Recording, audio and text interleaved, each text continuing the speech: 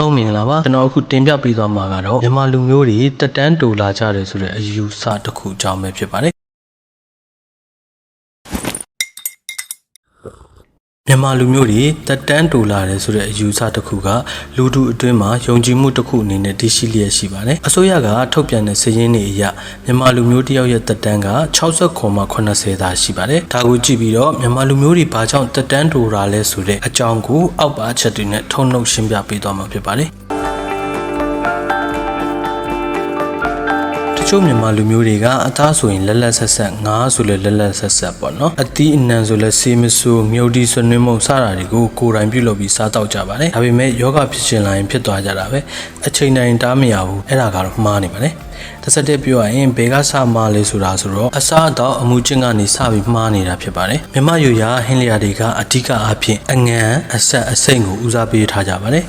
ဂျပန်တွေကထမင်းနဲ့အသားငါးတွေအများကြီးစားကြပါတယ်ကိုရီးယားလူမျိုးတွေကတော့ထမင်းတဲ့ side dish တွေကိုပို့ပြီးတော့အများပြားစားတောက်ကြပါတယ်အမေရိကန်လူမျိုးတွေကတော့အသားအစားကျူးကြပါတယ်မြန်မာတွေအတွက်ဈေးသက်သာပြီးတော့ဘိုက်ပြစ်ခန်းတဲ့အစားအစာဖြစ်တဲ့ထမင်းကို3စဟင်းတစ်စနဲ့ရောပြီးစားကြပါတယ်ကစီတက်အငံတက်အစီစားတာတွေကိုအဓိကစားသုံးလုံးပါတယ်အသားငါးတွေကိုအရန်ကြက်နေအောင်စားကြပြီးတော့တကယ်တမ်းစားတဲ့နဲ့မကြက်တစ်ချက်သို့မဟုတ်အစိမ်းစားတာတွေကိုကြောက်တဲ့အမှုကျင့်တချို့တွေကြောင့်လည်းဖြစ်ပါတယ်စီးမဆိုးထားတဲ့စားတောက်ကုန်တွေကိုမရောင်းရလို့အလုတ်ရှုပ်ခံပြီးတော့ဈေးတယ်တွေကဆေးဆိုးပြီးမှရောင်းကြပါတယ်ဒါမှလည်းရောင်းရတာပါဒါကကျမ်းမာရေးအသိပညာနယ်လို့ဖြစ်ပါတယ်ဖုဒ္ဓဆေးနဲ့ကြာရှည်ခံဆေးတွေသုံးထားတဲ့စားတောက်ကုန်တွေကိုမြန်မာတွေကနေ့စဉ်လိုစားကြလို့ယောဂကြီးဖြစ်ပြီးတက်တန်းတူတာလည်းဖြစ်ပါတယ်အသားများများစားပြီးထမင်းနည်းနည်းစားရမှာကိုပြောင်းမြန်ထမင်းများများစားပြီးအသားနည်းနည်းစားနေခြင်းဖြစ်ပါတယ်ဒါကတက်တက်ကြီးစားလာဆိုတော့လည်းမဟုတ်ပါဘူးနိုင်ငံတကာနိုင်ငံရဲ့စင်ရဲခြင်းချမ်းသာခြင်းရဲ့ပြရုပ်တွေတစ်ခုဖြစ်ပါတယ်မြန်မာတွေရဲ့ဟင်းတွေမှာစားပါဝင်မှုက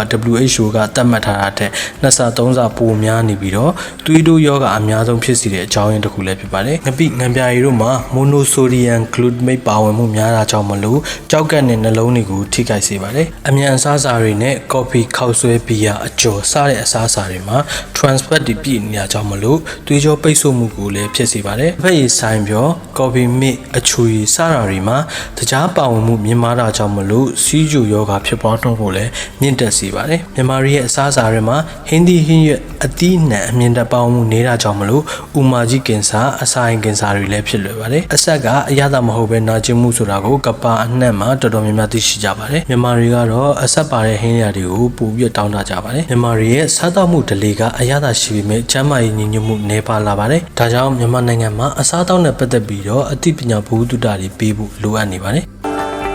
နောက်တစ်ခုကကျန်းမာရေးကဏ္ဍမြန်မာနိုင်ငံကိုသူများနိုင်ငံတွေကကိုရန်လန်လို့တင်စားရတဲ့အကြောင်းရင်းတွေကမြန်မာနိုင်ငံမှာရွှေရောင်တုံလင်းထားတဲ့ဖျားတွေချောင်းကန်စီဒီပထိုးတွေဒုတိကြီးမအခိုင်မှာပေါ်များလို့ဖြစ်ပါတယ်။ဘုံကြီးချောင်းနေဖျားတွေကိုလှူဖို့ရရောကြပေမဲ့မျက်မှောက်ခေလိုအပ်ချက်ဖြစ်တဲ့စီယုံစည်းကနေပညာရေးအဆောက်အဦတွေကိုဘာသာရေးလောက်စိတ်ဝင်စားမှုမခံခဲ့ရပါဘူး။စီဝါနဲ့ကုသစည်းမြင်မာပြီးတော့လူတိုင်းမတက်နိုင်ခြင်းကြောင့်တဘာဝကူထုံးများကိုယုံကြည်ခြင်းစီယာဝန်ကိုမတိုင်ပင်မဲ့စီးစားတဲ့အလေးအထားကြောင့်ယောဂခုခံနိုင်မှုတွေကြာဆင်းပြီးတခြားယောဂနဲ့တခြားပြဿနာတွေကိုလည်းဖြစ်လာစေပါတယ်။ဆေးရုံဆေးခန်းနဲ့ကျန်းမာရေးဝန်ဆောင်မှုပေးတဲ့နေရာတွေလည်းလုံလုံလောက်လောက်မရှိကြပါဘူး။ပြီးတော့မြန်မာလူမျိုးတွေကကျန်းမာရေးနဲ့ပတ်သက်လာရင်စိတ်ကျန်းမာရေးကိုအလေးမထားသူတွေဖြစ်ပါတယ်။ခန္ဓာကိုယ်ကျန်းမာရေး physical health တစ်မျိုးတည်းကိုသာအာရုံစိုက်တတ်ကြပြီးတော့ကြံရှိတဲ့စိတ်ကျန်းမာရေး mental health နဲ့လူမှုကျန်းမာရေး social health တို့ကိုပစ္စလက်ခတ်ပစ်ထားလေရှိပါတယ်။အရာရာကစိတ်နဲ့စားတာပါ။ဒါကိုမမေ့ရောနေထိုင်ကြပြီးတော့စိတ်ကျန်းမာရေးကိုအရန်ကြီး depression ဝင်တော့မှသ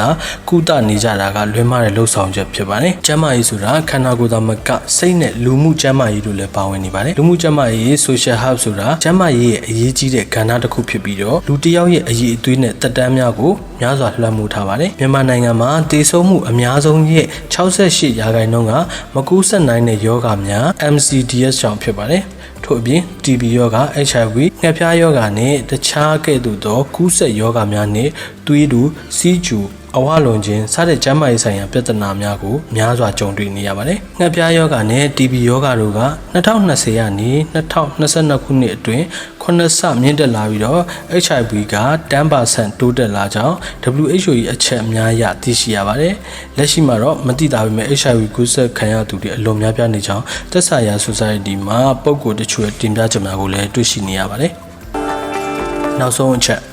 ပြည်တွင်းရေးကဏ္ဍရေမတော်မဆမှုများပေါ်ဆမှုနဲ့လက်ရှိဖြစ်ပွားနေတဲ့ပဋိပက္ခများကကျန်းမာရေးစောင့်ရှောက်မှုစနစ်ကိုအခက်အခဲဖြစ်ပေါ်လာစေပါတယ်။နေရစွန့်ခွာရသူများပြားလာခြင်းလုံခြုံစိတ်ချရတဲ့တောက်တုံးရည်တန်ရှင်းတဲ့မိန်လာစနစ်တို့မရှိခြင်းတို့ကြောင့်ယောဂများပုံမူပြန့်နှံ့လာပါတယ်။စင်းရဲမွဲတေမှုနဲ့ရေတက်လျှက်စစ်မီးကဲ့သို့သောအခြေခံဝန်ဆောင်မှုရရှိမှုအားနည်းခြင်းတွေကကျန်းမာရေးကိုထိခိုက်လာစေပြီးတော့တက်တန်းကိုတိုးစေပါတယ်။